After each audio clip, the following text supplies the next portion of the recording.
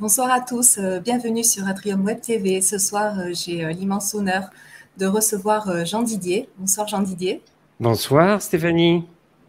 Alors Jean Didier, on te connaît depuis les années 90, on va dire, hein, parce qu'on t'a souvent vu à la télé, on t'a souvent entendu à la radio. Donc quelques petites infos comme ça. C'est l'émission Mystère dans les années 90 qui t'a révélé sur TF1.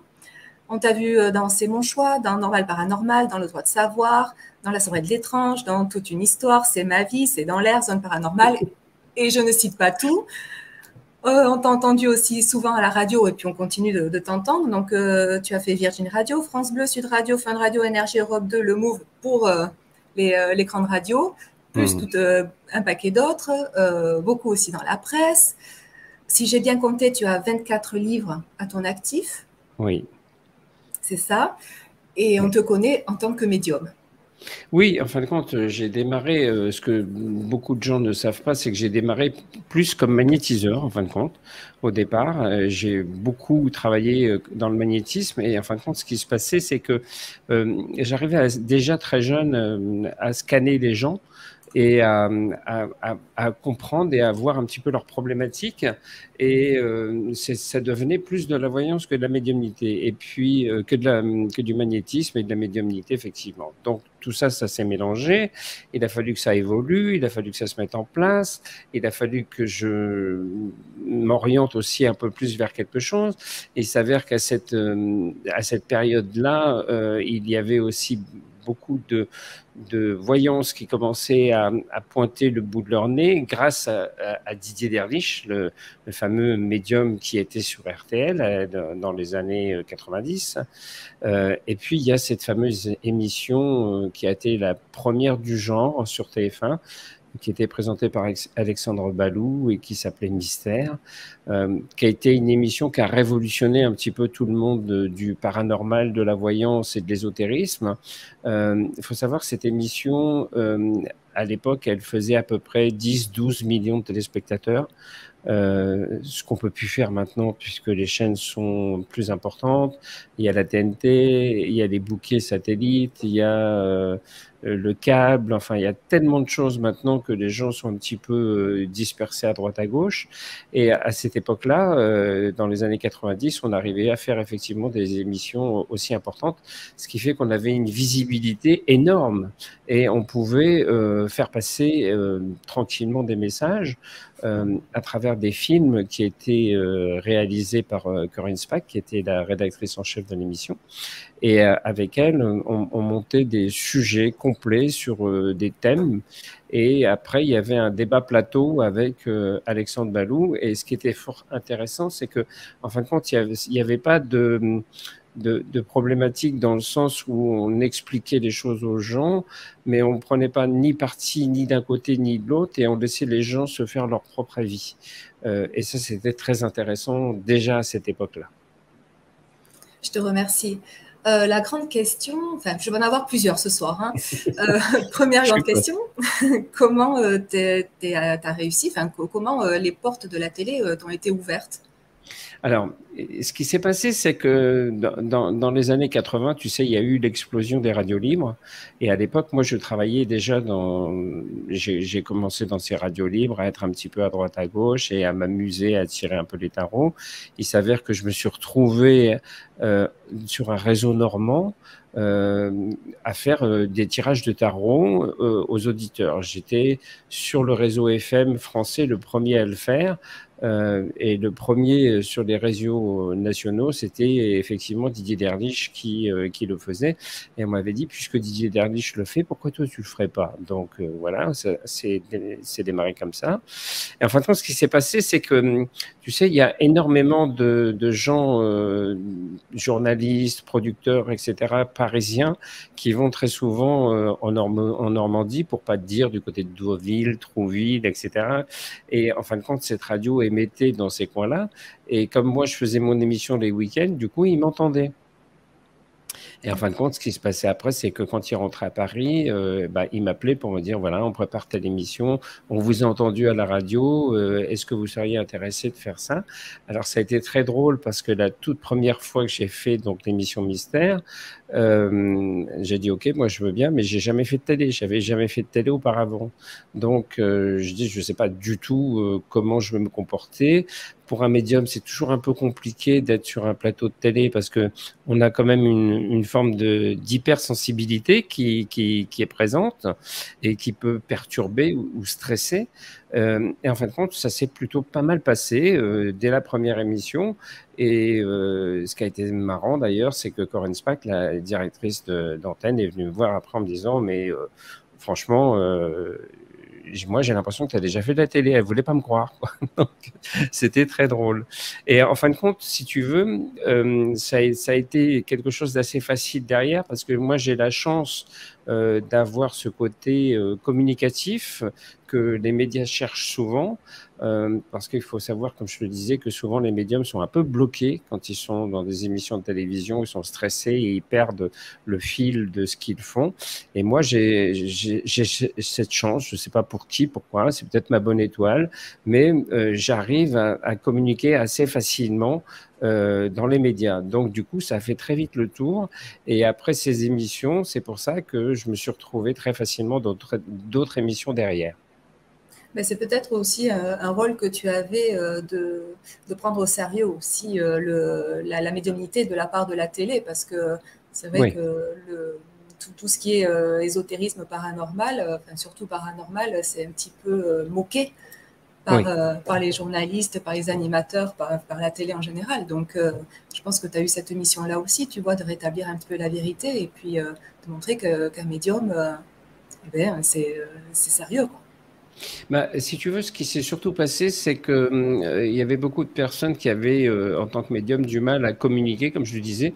Et en fin de compte, moi, à cette époque-là, quand j'ai fait ces premières émissions, il y a un journaliste de Cosmopolitan qui avait, à la suite de mon émission, fait un papier sur lequel il avait dit, mais en fait, compte Jean Didier, il est médium, mais il n'a pas que ce don-là. Il a aussi un don de communication, ce qui fait que ça change la donne. Tu vois, et en fin de compte, on m'a invité pour ça. Alors souvent, on faisait le grand écart entre les gens qui étaient complètement barrés, parce que tu sais comme moi, il y a beaucoup de médiums qui sont un peu perchés et complètement dans un autre monde, et moi qui ai ce côté, malgré tout, rassurant et un peu terre à terre à côté de ça. Donc voilà, quand on avait besoin d'inviter quelqu'un capable d'expliquer, de donner des choses importantes pour commencer à comprendre ce qu'était la spiritualité, la médiumnité, la voyance et le magnétisme, on faisait appel à moi. Et puis quand on voulait donner une image de quelque chose d'un petit peu plus farfelu, on faisait appel à d'autres médiums. C'est tout à fait logique et cohérent. Oui, tout à Euh, fait. Est-ce que tu peux nous parler de tes débuts de médium? Enfin, comment tu t'es rendu compte? Tu disais que c'était depuis que tu étais tout enfant, mais est-ce que Oui. tu as tes premiers souvenirs de médiumnité? Alors, moi, mes premiers souvenirs, en fin de compte, sont un peu dramatiques, comme pour beaucoup de médiums. C'est-à-dire que quand on est enfant, ou même un peu plus tard, quand on déclenche une forme de médiumnité, on la déclenche parce que quelque chose vient de nous bousculer sur le plan vibratoire, sur le plan sensibilité, sur le plan émotionnel. Et en fin de compte, moi, j'ai capté des choses parce que j'étais un enfant hypersensible qui réagissait à tout, qui captait tout, qui sentait tout très très jeune. Et en fin de compte, il s'est passé une chose assez importante dans ma vie, c'est que j'ai capté le décès de quelqu'un qui m'était très proche. Et effectivement, cette personne est décédée quelque temps après. Et donc, quand cette personne est décédée, ça m'a complètement propulsé dans cette forme de médiumnité que j'ai pas accepté au départ parce que j'avais 15 ans, donc c'était trop jeune pour moi. J'étais pas préparé à ça et personne n'est préparé déjà à être face à la mort d'un proche ou d'un parent. Mais en plus, quand on le capte, quand on le ressent, quand on le voit et quand on a toutes ces images-là, c'est encore plus traumatisant parce que on peut avoir l'impression, quand on est enfant, de déclencher ou de faire certaines choses sans le vouloir, sur le plan psychologique, on a l'impression qu'on a fait mal, quoi, qu'on a fait du mal à quelqu'un. Donc, c'est un peu traumatisant. Donc, il a fallu attendre une certaine période pour que après je puisse prendre pied un petit peu sur la réalité. Mais en fin de compte, quand sa médiumnité s'est déclenchée, tu peux pas faire autrement que de faire avec. Donc moi, j'étais obligé de faire avec cette médiumnité et de la développer. Par contre, j'étais pas du tout obligé de devenir professionnel et j'étais pas du tout parti pour être professionnel. Moi, j'ai travaillé dans les radios libres, j'étais animateur. Ma voix, c'était ça, elle était toute tracée pour moi. J'allais faire ça et j'allais pas faire autre chose.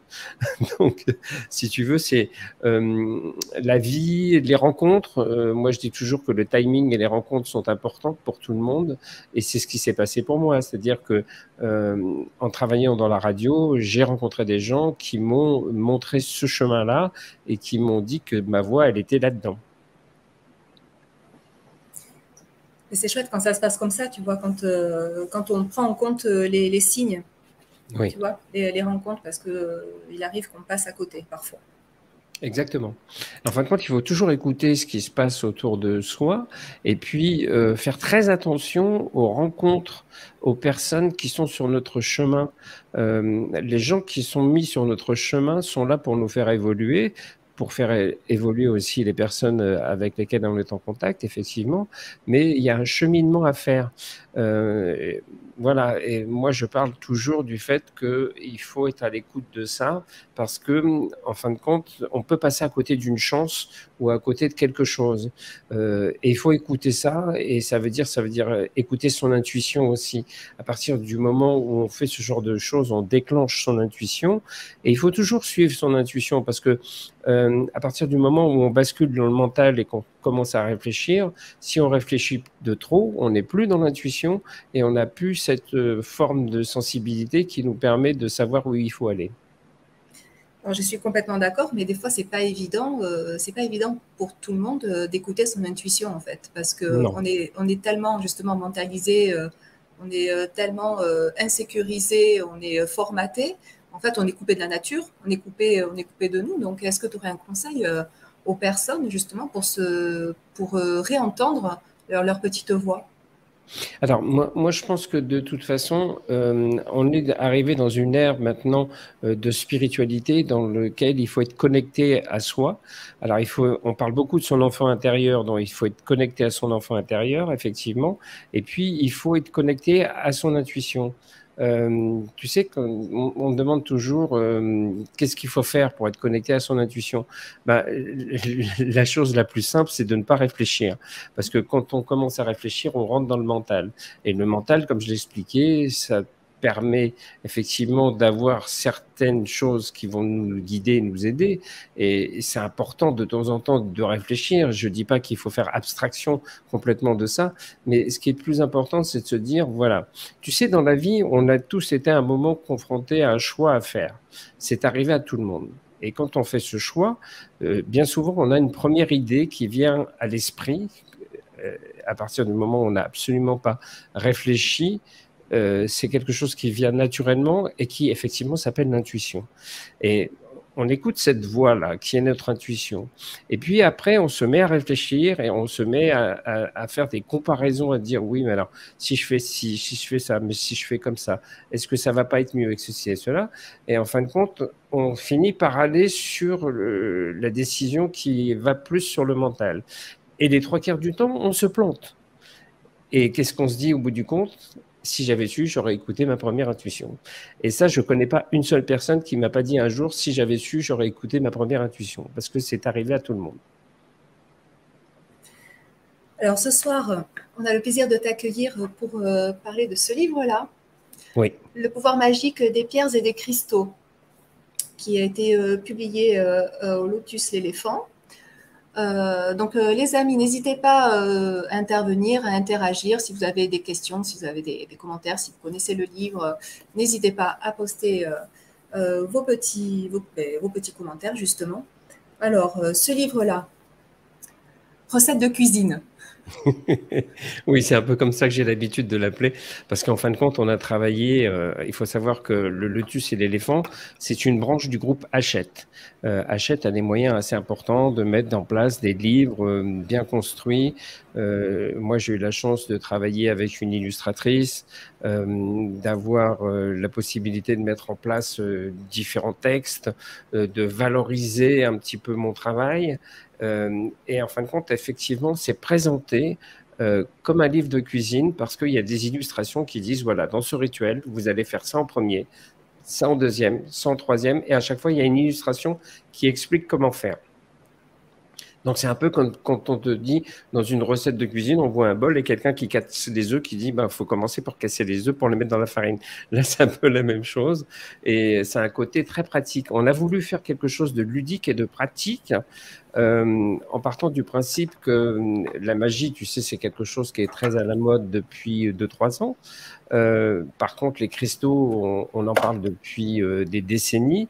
Il existe énormément de livres sur la lithothérapie, sur le fonctionnement des cristaux, à savoir quoi faire avec un cristal ou avec une pierre. On a des livres qui expliquent comment ça fonctionne au niveau de la magie, mais en fin de compte, personne n'avait eu l'idée jusqu'à présent d'associer les deux et de travailler sur la magie des cristaux. Voilà. Et donc, dans ce livre, je donne 50 rituels qui sont tous des rituels avec des cristaux et aussi avec les arcanes majeurs du tarot de Marseille. Voilà, ça, on en parlera parce que j'ai trouvé cette association très, très intéressante. Alors, je vais. Donc, oui, tu l'as dit, il y a 50 rituels, donc à la portée de tous pour réaliser tous vos vœux. Oui. Alors, je vais en lister quelques-uns des rituels. Alors, déjà, les cristaux que tu préconises, donc j'en dis quelques-uns parce qu'il y en a beaucoup, hein, comme la labradorite, lapis lazuli, malachite, néphrite, œil de tigre, onyx, pierre de lune, pyrite, améthyste, ambre, la calcédone bleue, la citrine cornaline, cristal de roche, cyanite, le quartz rose, quartz fumé, rhodochrosite, rhodonite, sélénite, serpentine, turquoise.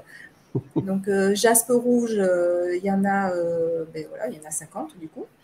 Alors, des pierres, il y en a 30. Ah non, 30, voilà, pardon. Il y a Ah oui, non, je ne suis 30... pas allée jusqu'au bout, pardon. Ouais, il y a 30 pierres et en fin de compte, 22 rituels avec les 22 arcanes majeures du tarot de Marseille, ce qui fait même plus de 50 rituels. Mais on n'a pas voulu arrondir, on a dit on va marquer 50. C'est plus parlant pour les gens plutôt que de dire 52 ou 53. Bon, vous voyez pas trop l'utilité, quoi. Vous avez bien fait. Alors, je donne quelques exemples de rituels.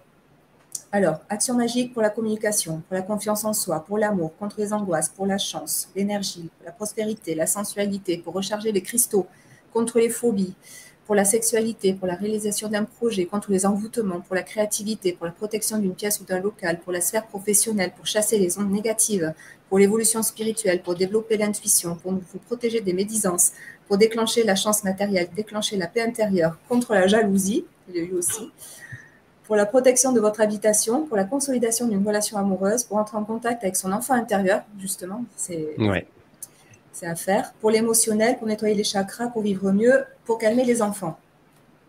Donc ça, c'était... En fin de compte, c'est très large, si tu veux, parce Mais oui, que c'est ça. il faut que ça touche tout le monde et qu'on puisse se dire que c'est pas un livre qu'on achète pour faire un rituel et puis le mettre de côté. C'est que dans notre vie, on peut être confronté à un moment à avoir besoin. Là, je reçois des mails régulièrement en ce moment de gens qui me disent alors, par contre, je voudrais louer un appartement, j'arrive pas à louer. Est-ce que je peux faire un rituel pour louer et trouver un appartement? D'autres qui vont m'appeler pour me dire voilà, je voudrais trouver un stage, une formation, j'arrive pas à trouver. Est-ce qu'il y a un rituel adapté? En fin de compte, il y a un rituel adapté à chaque chose, à chaque moment de sa vie. Ça peut être aussi pour une rencontre sentimentale, ça peut être pour développer une sensualité un petit peu endormie, ça peut être pour réveiller son enfant intérieur, ça peut être pour travailler avec les enfants qu'on a autour de soi. En fin de compte, ça touche tout le monde et ça touche toutes les classes socio-professionnelles. Exactement, c'est vraiment très très large. Parce que là, tu as les actions magiques et associations. Donc, on a pour la vie quotidienne. Oui. Donc, la confiance en soi, la communication, l'énergie. Voilà. On a pour la protection, le succès, l'amour, l'élévation spirituelle. Donc, c'est quand même assez vaste. En fait, tu couvres tout le large éventail de la vie. Exactement, exactement. Je vais prendre un exemple, le rituel action magique pour l'amour. Voilà, ça va intéresser. Alors, ce qu'il nous faut, donc de l'ambre, une pierre, un stylo, un petit sac de couleur jaune et des petits morceaux de métal, de l'étain de préférence. Donc ça, c'est les ingrédients. C'est la base. Voilà. Alors après, je te demanderai comment tu fais, comment tu as sélectionné justement tes ingrédients pour faire ta recette. Est-ce que c'est quelque chose qui te vient intuitivement, justement, ou est-ce que c'est quelque chose qui t'a été transmis? Alors, c'est un peu les deux à la fois. C'est-à-dire que moi, j'ai testé tout ça pour voir comment ça fonctionnait et comment ça marchait. Donc, je suis parti de bases existantes en matière de magie. Il faut savoir, par exemple, que Marc Neu, qui est un spécialiste de la magie en France, qui est un peu, entre guillemets, le pape de la magie pour moi en France, a fait la préface de ce livre et il explique dans la préface de ce livre un petit peu tout ça. C'est-à-dire que, voilà, il y a plusieurs façons de travailler au niveau de la magie. Et il y a aussi une magie spirituelle, puisqu'on parle beaucoup de prières dans ce livre. Je pense qu'on reviendra dessus. Exactement. Et puis, il y a la magie aussi avec les chakras, la magie avec donc les pierres, les couleurs. En fin de compte, c'est un ensemble de choses. C'est effectivement la recette parfaite où il y a un ingrédient particulier qui est utilisé à chaque fois pour faire ce rituel. Donc, il y a des choses qui marchaient moins bien, donc j'ai modifié. Mon intuition me disait qu'il fallait tester autre chose, donc je testais. Mais il y a aussi des parts d'implication personnelle. Il faut savoir que quand on suit un rituel de magique avec l'utilisation des cristaux, il y a une implication personnelle dans ce que l'on fait. Il faut savoir que si tu ne crois pas à ce que tu fais, ou si tu le fais pour t'amuser en disant, bon, allez, ce soir, au lieu de faire un Monopoly, on va faire un rituel pour s'amuser, rigoler, et on va voir ce que ça va donner, ça ne donnera aucun résultat, parce que c'est quelque chose de sérieux, c'est quelque chose dans lequel il faut s'impliquer. Et si tu ne t'impliques pas dans ce que tu fais, et si tu ne mets pas de l'intention et de l'intention positive, ça ne peut pas fonctionner. La plupart des rituels fonctionnent sur plusieurs jours. Ça veut dire quoi? Ça veut dire qu'on met en route une forme d'énergie positive qui va constituer ce qu'on appelle un égrégore. L'égrégore, ça peut être ou positif ou négatif. Dans notre cas, il est évident que c'est une magie blanche et une magie positive. Il n'y a absolument aucun rituel dans ce livre qui est apparenté à de la sorcellerie ou à des actions négatives. Ce ne sont que des actions positives. Et même si on voulait détourner ce que j'ai expliqué dans ce livre pour faire du mal, ça ne fonctionnerait pas, ça ne marcherait pas, parce que c'est sous couvert d'une spiritualité assez forte, avec l'application des prières qui sont des psaumes de David. Donc voilà. Donc ça, c'est important à savoir, et il faut aller dans ce sens-là. Il faut toujours chercher le positif et puis s'impliquer. Et comme je le disais, cet égrégore qui va se constituer, qui va se mettre en place, plus on va prier tous les jours, plus on va croire en ce que l'on fait, plus cet égrégore va grandir, va grossir et va apporter un champ vibratoire positif qui va permettre la réalisation complète du rituel. Alors justement, dans chacun de tes rituels, tu mets une prière qui sont issues des psaumes donc Oui. de la Bible. Alors là aussi, comment tu as choisi, comment tu as sélectionné, comment ça s'est fait? Est-ce que ça s'est imposé à toi? Alors, en fin de compte, il existe depuis très longtemps les psaumes de David, bien sûr, qui sont tirés de la Bible, donc ça, c'est pas une nouveauté. Mais par contre, il y a quelques décennies en arrière, il y a des personnes qui se sont penchées sur ce qu'on appelle des clés des psaumes de David. Et les clés, c'est quoi? C'est à quoi servent chaque psaume et qu'est-ce qu'on peut en tirer, qu'est-ce qu'on peut en faire. Donc moi, je me suis inspiré de ces clés, des clés de David, pour pouvoir effectivement les faire coller le plus possible au rituel que je proposais. Donc en fin de compte, ils ne sont pas mis là au hasard et n'importe comment, ils ont tous une fonction bien particulière puisqu'ils correspondent aux clés des psaumes de David. Là, par exemple, donc pour l'amour, le rituel de l'amour, tu as fait appel au psaume numéro 146. Oui. Voilà. Louez l'Éternel, mon âme loue l'Éternel.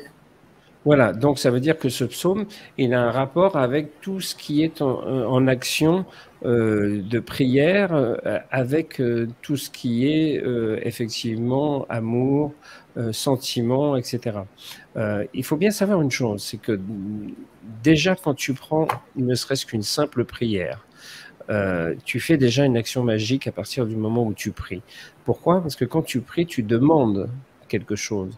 Tu fais pas une prière en l'air, tu l'as fait pour qu'il se passe quelque chose dans ta vie et pour qu'on t'écoute par rapport à ta prière.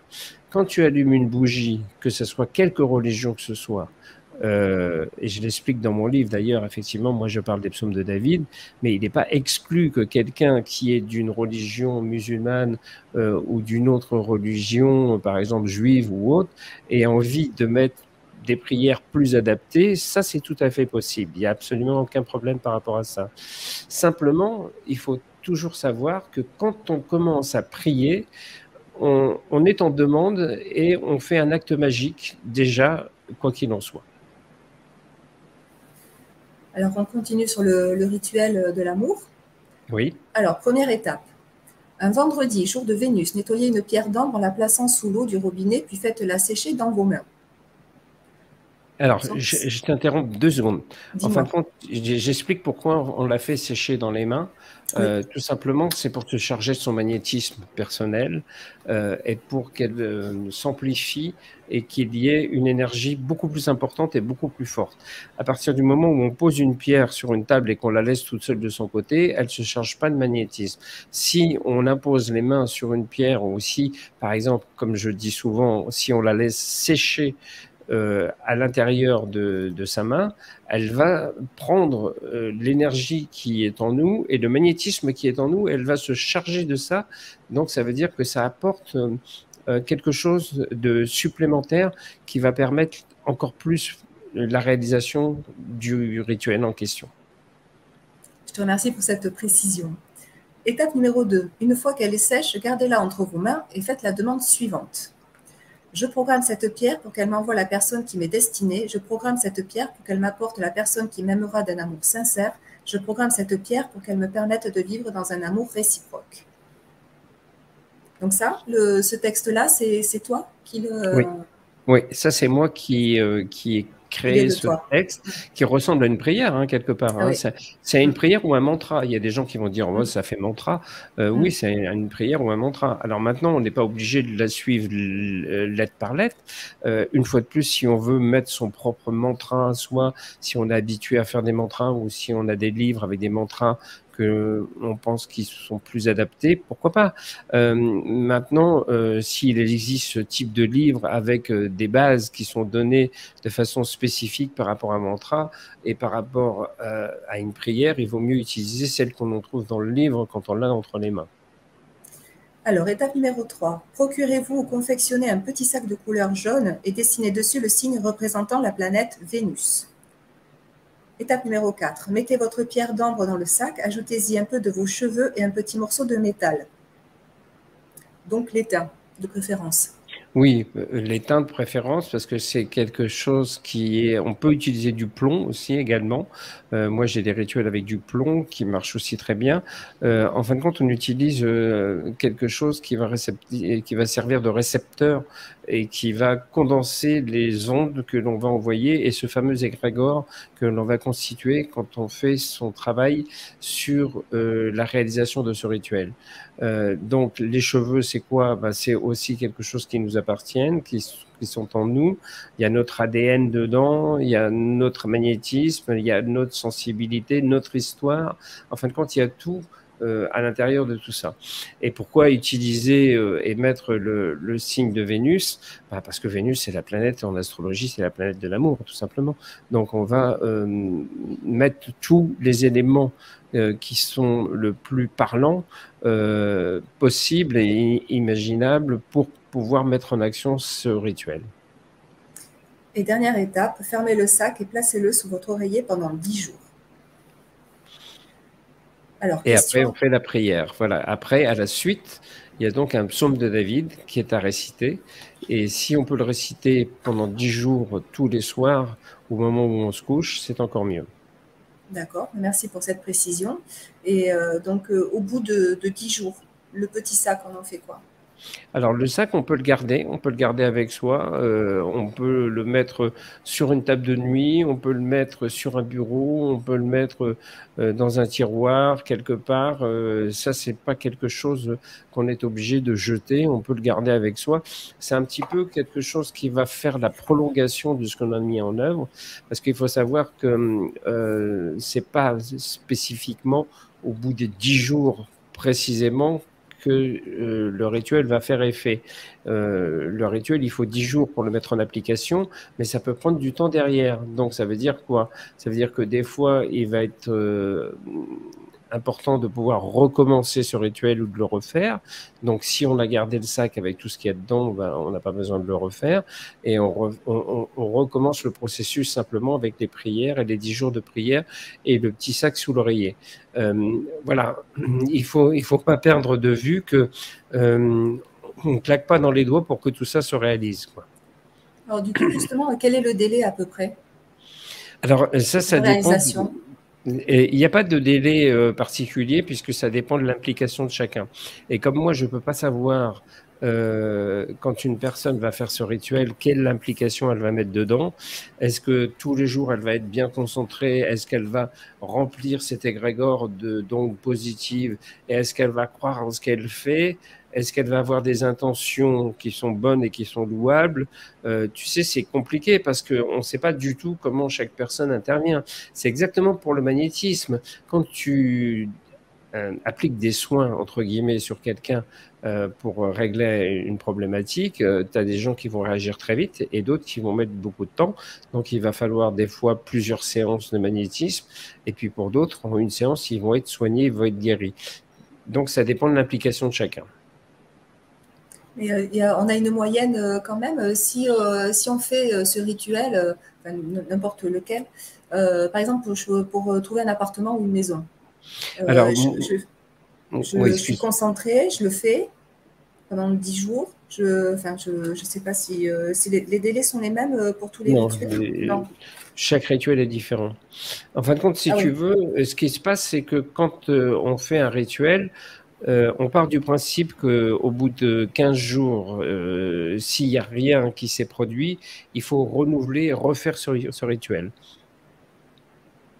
Maintenant, si ça ne fonctionne pas au bout du deuxième rituel, on peut en faire un troisième. Mais si ça n'a pas abouti, ça veut dire qu'il y a un blocage quelque part, ou que c'est pas le moment, ou que quelque chose ne vous est pas destiné. Il faut aussi écouter, là encore, son intuition personnelle et son propre ressenti pour savoir qu'est-ce qui bloque. Généralement, on a toujours des signes et quelque chose qui nous envoie ben voilà, des indications pour nous dire pourquoi il y a un blocage et pourquoi le rituel n'aboutit pas.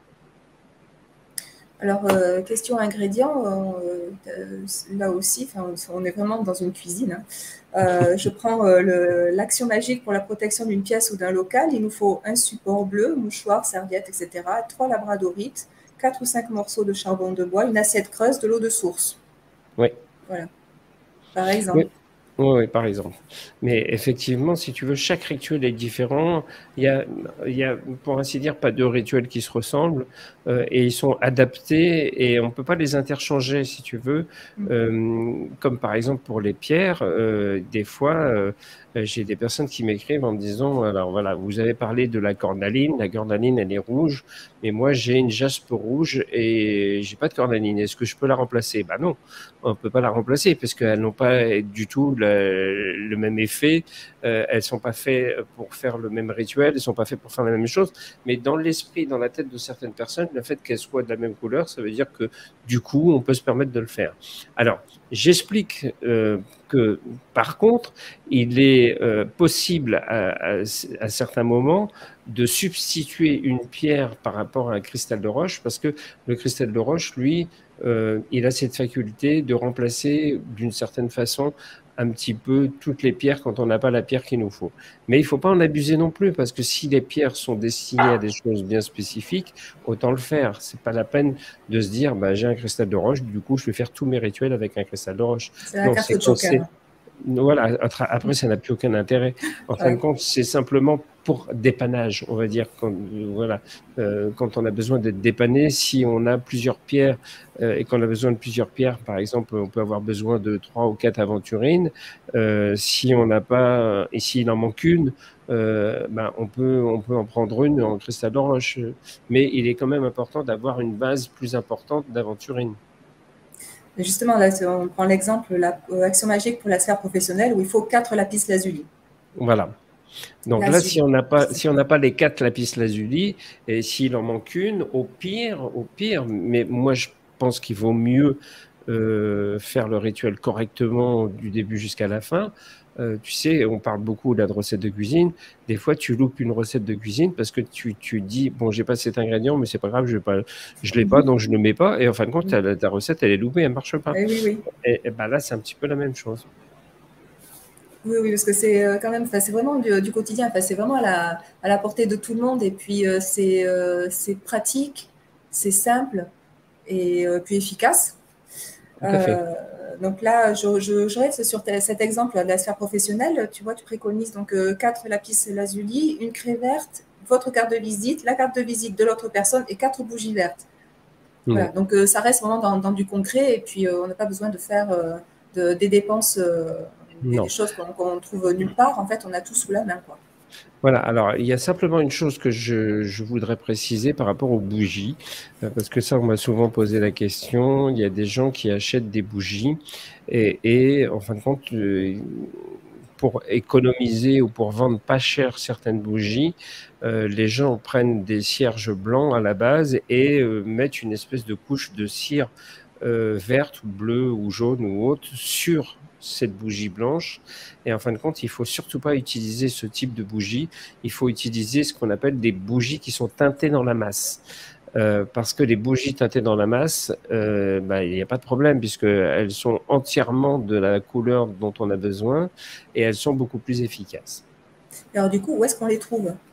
Alors, on les trouve sur Internet assez facilement. Alors, bizarrement, moi, j'envoie souvent les gens vers les sites religieux, chrétiens, catholiques, parce qu'on utilise dans cette religion énormément de bougies et souvent des bougies de couleur. Donc, voilà, vous pouvez trouver des bougies teintées dans la masse sur ce genre de site. Merci pour l'info. Alors, je voudrais juste prendre l'exemple d'un deuxième rituel et après, on passe aux arcanes majeures parce que vraiment, je trouve cette association juste génialissime.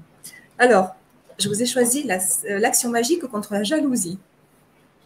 Il vous faut une pyrite, une petite boîte rouge, vous pouvez la peindre si besoin, un stylo, votre carte de visite et une pièce d'argent. Étape numéro 1. Un jeudi, jour de Jupiter, nettoyez une pyrite à l'eau courante, puis faites-la sécher dans vos mains. Donc, tu nous as expliqué tout à l'heure pourquoi c'était important de la sécher dans les mains. Étape numéro 2. Une fois qu'elle est sèche, gardez-la entre vos mains pour la programmer en faisant la demande suivante. Je programme cette pierre pour qu'elle me protège dans mon travail. Je programme cette pierre pour qu'elle me préserve des gens jaloux de moi. Je programme cette pierre pour qu'elle m'apporte de l'expansion dans mon travail. Étape numéro 3, procurez-vous ou confectionnez une petite boîte de la couleur du premier chakra, le rouge. Donc là, on voit que tout est en lien. Hein. Ouais. Vous pouvez aussi la peindre. Étape numéro 4, dessinez le signe représentant la planète Jupiter sur votre boîte. Donc, tu donnes l'exemple. Hein, voilà, oui, on n'est pas perdu. Il y a une petite illustration couleur. Voilà. Étape numéro 5, mettez votre pierre dans la boîte, puis ajoutez votre carte de visite et une pièce d'argent. Étape numéro 6, fermez la boîte et placez-la sur votre bureau dans un tiroir pendant 10 jours. À la fin des 10 jours, vous pouvez remercier les forces divines de l'accomplissement de votre action avec un mantra, une prière ou la formule de votre choix. Et la prière qui accompagne, c'est le psaume numéro 104. Mon âme bénit l'Éternel. Éternel, mon Dieu, tu es infiniment grand, tu es revêtu d'éclat et de magnificence, etc. etc. Donc voilà pour un nouvel exemple de rituel. Et on est tous confrontés malheureusement dans toutes les professions, dans tous les métiers, que ce soit même sur la sphère amicale, que ce soit de la sphère familiale, professionnelle. On est tous confrontés à de la jalousie malheureusement. Je connais pas une personne qui n'ait pas été un jour confrontée à ça, quoi. Donc voilà, donc ça permet effectivement de calmer aussi un petit peu tout ça. Alors moi, du coup, j'ai une question parce que là, c'est vrai que la demande donc, que tu écris, je programme cette pierre pour qu'elle me protège dans mon travail. Si on est concerné, si on est attaqué par de la jalousie, mais pas dans son travail, dans son cercle de connaissances par exemple, est-ce qu'on peut adapter le texte? Oui, on peut adapter le texte et on peut même nommer la personne si on la connaît. Et si on est sûr que c'est bien cette personne en question qui crée de la médisance et de la jalousie, on peut nommer cette personne et on peut même éventuellement, si on a une photo de cette personne, l'inclure au rituel. Alors par contre, ce qui est important, c'est que quand on est par exemple dans le travail, on a souvent des photos de groupe, des choses comme ça. Il faut absolument pas prendre une photo de groupe parce que les autres personnes qui sont sur cette photo sont absolument pas concernées et ça peut empêcher le rituel de fonctionner. Donc il faut pas non plus couper des photos parce qu'à une époque où je faisais beaucoup de rituels, je demandais des photos et les gens m'envoyaient la photo coupée et on voyait le bras de quelqu'un qui passait autour du cou de la personne et elle avait coupé la photo. Ça, c'est pareil, ça marche pas. Il faut pas faire ce genre de choses. En fin de compte, le plus efficace, c'est le mieux, c'est les photos de plein pied qui ont été prises parce que là, on est sûr que la personne, il y a personne autour, ou genre photo maton pour des photos d'identité, des choses comme ça. Ou les photos sur Facebook. Ou les photos sur Facebook, il y a de quoi faire. Sachant que il faut faire attention qu'il y ait pas quelqu'un qui parce que tu sais maintenant on fait des montages, on fait des découpages, des photos. Il y a Photoshop qui est extrêmement connu par rapport à ça et voilà, on ne sait pas du tout l'origine de la photo, s'il y avait des personnes autour qui ont été effacées ou autre, quoi. Donc c'est toujours un petit peu problématique de ce côté-là. Je te remercie. On passe au tarot. Ouais. Alors, ça, c'est la deuxième partie du livre. En fin de compte, le livre est en deux parties. Il y a des rituels cristaux avec tout un tas de choses. Et puis, la deuxième partie du livre, elle est consacrée à tout ce qui touche le tarot de Marseille. Alors, il faut savoir, je vais peut-être devancer une de tes questions, mais j'ai déjà travaillé sur ce genre de sujet avec les éditions Bussière, où j'ai fait un livre qui s'appelle « Comment tirer le tarot de Marseille », qui est un best-seller d'ailleurs, puisqu'on va arriver à 20 000, oui, on est presque à 20 000 livres vendus, ce qui est assez important. Et en fin de compte, sur ce livre, je parlais déjà de l'utilisation des tarots en tant que talisman. Donc, j'avais déjà testé l'efficacité d'une lame de tarot comme talisman, mais sans outils, sans rien autour, uniquement en travaillant sur l'aspect de la lame de tarot. Et là, je me suis dit, en fin de compte, il y a quelque chose à faire, puisque ça marche très bien en tant que talisman, pourquoi ne pas associer là aussi quelque chose qui n'a jamais été fait, c'est associer le tarot de Marseille avec les cristaux. Et c'est donc ce que je propose dans la deuxième partie du livre. Donc, juste avant de rentrer vraiment dans le vif du sujet, on a une question d'œil de serpent par rapport à ce qu'on disait tout à l'heure. Si la photo est floue, est-ce que ça marche ? Oui, ça c'est pas dérangeant. Le plus dérangeant, c'est comme on l'a expliqué, c'est une personne à côté, une personne qui a été découpée, enlevée, supprimée, etc. Qu'elle soit floue, c'est pas grave parce que en fin de compte, on a l'énergie quand même de la personne qui est dessus, donc c'est pas, on cherche pas le côté artistique, hein, on cherche l'énergie de la personne à travers la photo. Merci Jean-Didier, merci à Œil Serpent pour votre fidélité. Alors, tarot et cristaux et magie. Alors, voilà, comment t'es venu comment tu t'es dit, en fait, je peux associer ce serait une bonne idée, en fait, d'associer les arcanes majeures aux cristaux dans mes rituels. Parce que, comme tu l'as dit, c'est la première fois qu'on voit ça. Oui, ça découle du livre dont je te parlais chez Bussière et de l'utilisation sous forme de talisman. En fin de compte, il faut savoir que les tarots sont quand même très marqués par rapport au sens divinatoire, mais aussi au sens psychologique de ce que ça peut représenter. D'ailleurs, il y a beaucoup de psychologues maintenant qui font ce qu'ils appellent un tarot psychologique. Et j'ai vu ça plusieurs fois, c'est-à-dire que on leur met une lame de tarot sous les yeux et au lieu de demander à un médium ou à quelqu'un de l'interpréter, c'est le patient qui doit interpréter et il dit ce qu'il voit et ce qu'il ressent dans cette lame de tarot. Et ça, c'est un travail qui est très, très, très intéressant parce que ça permet effectivement d'aller sur le côté, là aussi, encore une fois, intuitif et de développer quelque chose qui est enfoui en nous et qui est important de faire ressortir à certains moments de sa vie. Donc là, l'association avec la pierre, ça veut dire quoi? Ça veut dire multiplier les chances de réalisation d'un rituel par 2 avec la force du tarot plus la force d'une pierre ou d'un cristal. Donc, le but, en fait, c'est de mettre la lame associée au rituel au milieu, voilà, voilà, avec les cristaux dessus, par-dessus. Donc, là, je prends l'exemple, je vais prendre, voilà, on a le batteleur, il va avec le lapis lazuli. Moi, je suis dyslexique ce soir. La papesse avec le quartz rose. Alors, comment tu associes justement ces cristaux? Eh ben, justement, quand tu parles de la papesse, c'est la femme. La papesse, c'est souvent l'amour, c'est la grossesse, c'est les enfants. Donc, c'est tout ce qui est en rapport avec le côté féminin. Et le côté féminin, c'est rose. C'est l'amour. Tu vois, c'est tout bête, c'est tout simple. Hein.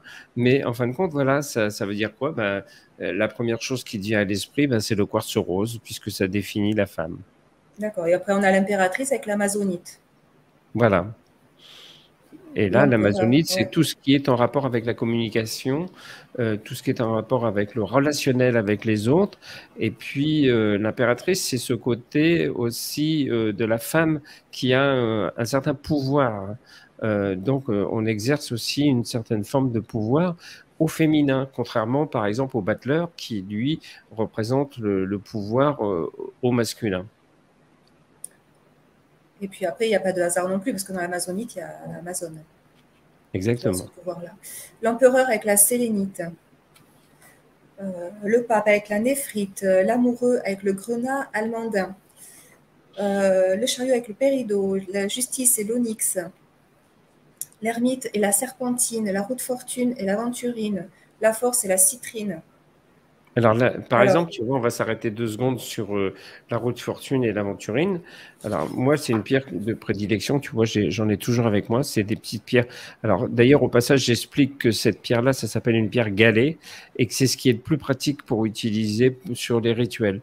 Les pierres galées, elles ont l'avantage d'être très belles, d'être pratiques et pas chères. Donc ça permet effectivement de faire des rituels de qualité avec ça. Et en fin de compte, la roue de la fortune, ça veut dire ce que ça veut dire. Ça veut dire qu'on parle de fortune, on parle d'argent, on parle de chance. Et l'aventurine, c'est la pierre par excellence de la chance. Donc tu vois, on ne pouvait pas faire autrement que de les coupler et de les associer toutes les deux. Je reviens sur la force et la citrine. La citrine, alors moi dans mon esprit, en fait, la citrine, elle est associée au gain d'argent. Oui. Ouais. Et là, avec la force, en fait, je n'arrive pas trop à voir le lien. Enfin, pour toi, en fait, la citrine représente c'est aussi quoi? une forme de chance. Hein. La force a toujours été utilisée comme étant quelque chose de chanceux et d'une nouvelle chance ou de chance que l'on met en place et de maîtrise. Et en fin de compte, ça va avec. Pourquoi? Parce qu'on maîtrise les choses. Il ne faut pas oublier que le personnage sur cet arcane majeur, c'est quelqu'un qui écarte la gueule d'un loup, d'un chien, d'un lion, enfin, après, on voit l'animal qu'on veut dedans, mais en tout cas, il le maîtrise. Donc, c'est aussi la maîtrise et la possibilité de mettre de mettre des choses, par contre, en œuvre. Voilà. Donc là, en fait, donc, tu fais toute l'association, tu vois, l'arcane sans nom avec la malachite. Oui. L'association pour sortir d'un cycle négatif. Oui. Voilà, c'est l'arcane son nom. Oui. L'arcane son nom, il ne faut pas oublier que c'est la transformation, c'est le changement. Alors c'est vrai qu'on l'associe souvent à la mort et qu'elle fait peur, mais quand on regarde justement l'arcane son nom, on se rend compte que, par exemple, la colonne vertébrale est représentée par un épi de blé. Et ça veut dire quoi? Ça veut dire que il y a la saison, les moissons, on sème, on coupe le blé et ça repart tous les ans de la même façon. Et donc là, c'est pareil, c'est une espèce de façon de repartir sur un nouveau cycle. L'arcane sans nom, ça marque un changement et un cycle nouveau qui arrive dans notre vie. Donc on voit l'amazonite à nouveau couplé avec la tempérance. Oui. Le diable avec la pyrite, la maison Dieu et le lapis lazuli, comme le battleur. Oui. Alors, après, tu utilises aussi la chalcédoine bleue, l'œil du tigre avec la lune, ça va de pair. Oui, parce que l'œil de tigre, j'ai un rituel, par exemple, dans le livre qui est dédié à tout ce qui est en rapport avec le développement de sa confiance en soi et de son intuition. Oui. Et on utilise l'œil de tigre. Alors, il y a souvent des personnes qui me disent, mais c'est marrant parce que généralement, quand on parle de l'œil du tigre, on l'utilise comme une pierre de protection. Alors, c'est vrai que c'est connu pour être utilisé comme pierre de protection, mais c'est moins connu pour être utilisé comme pierre pour développer sa confiance en soi et travailler sur son intuition. Et je trouvais que c'était intéressant de faire ce parallèle avec ça. Et la lune, c'est ça, c'est la face cachée, c'est ses ressentis, ses intuitions, sa sensibilité, son fonctionnement, sa façon d'être, son côté un petit peu artistique, etc., quoi. Donc tout ça, ça va bien avec, quoi. Et voilà, donc on a quoi, le monde avec également le lapis lazuli, oui c'est ça, j'ai l'impression d'être dyslexique. Le mât et la malachite, voilà. Donc vraiment je trouve très très intéressant en fait pour renforcer tes rituels de mettre l'arcane majeur qui correspond. J'ai trouvé ça vraiment original et c'était une super idée, quoi. Ça m'a beaucoup plu. Alors, moi, ce que je tiens à préciser aussi, c'est que comme il y a une première partie qui est plus faite sur les rituels, à proprement dit, plus recettes de cuisine qu'avec le côté arcane majeur, il ne faut pas mélanger les deux. Il ne faut pas faire les deux à la fois, même si vous avez des rituels qui vont dans le même sens ou qui sont destinés à la même réalisation. On ne fait pas plusieurs rituels à la fois, on ne fait pas un rituel dans une pièce, dans un coin d'une pièce et un deuxième dans une autre. On choisit, soit on utilise les arcanes majeurs du Tarot de Marseille, soit on utilise effectivement les rituels qui sont dans la première partie du livre. On ne les associe pas, on ne les mélange pas et on ne fait un rituel suivant qu'à partir du moment où le premier rituel que l'on a fait et mis en œuvre a donné des résultats.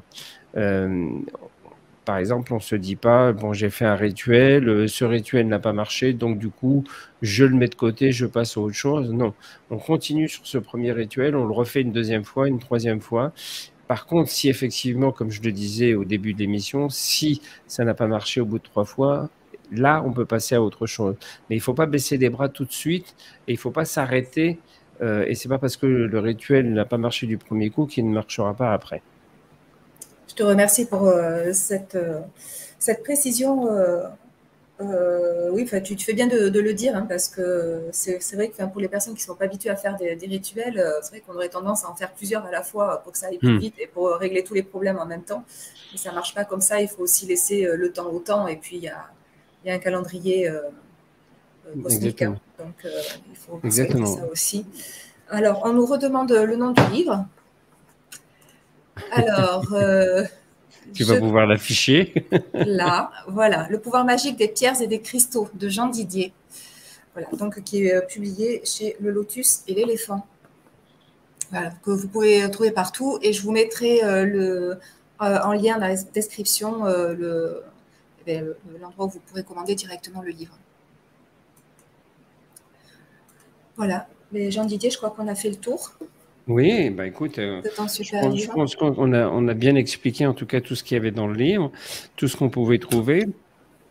Alors, il ne faut pas oublier une chose, c'est que tu as certainement remarqué qu'à la fin du livre, comme dans tous mes livres, j'ai mis mon adresse mail, parce que moi j'aime bien communiquer et être dans l'échange avec les gens.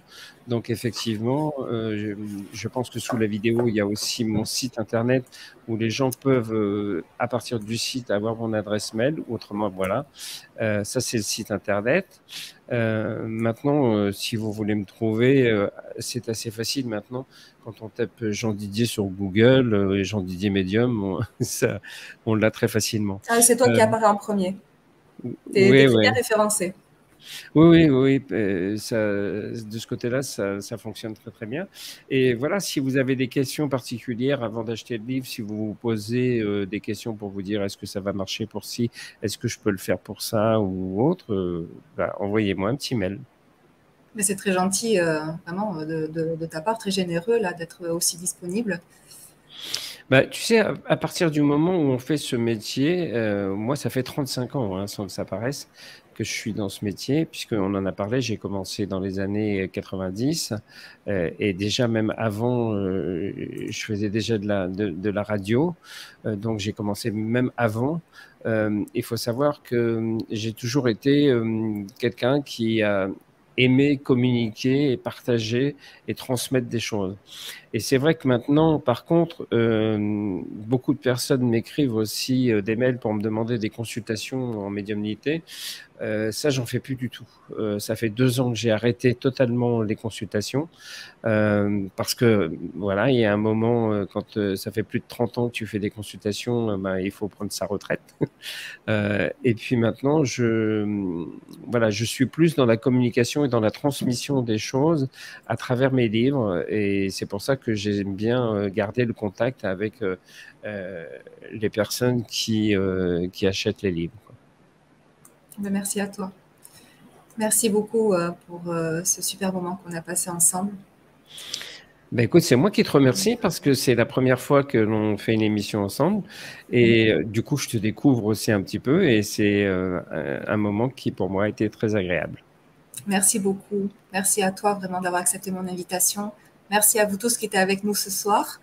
Je vous retrouve pour ma part prochainement. Alors, ce sera sur le mois de mai, peut-être le 15 mai, mais je ne sais pas encore, donc je ne m'avance pas trop.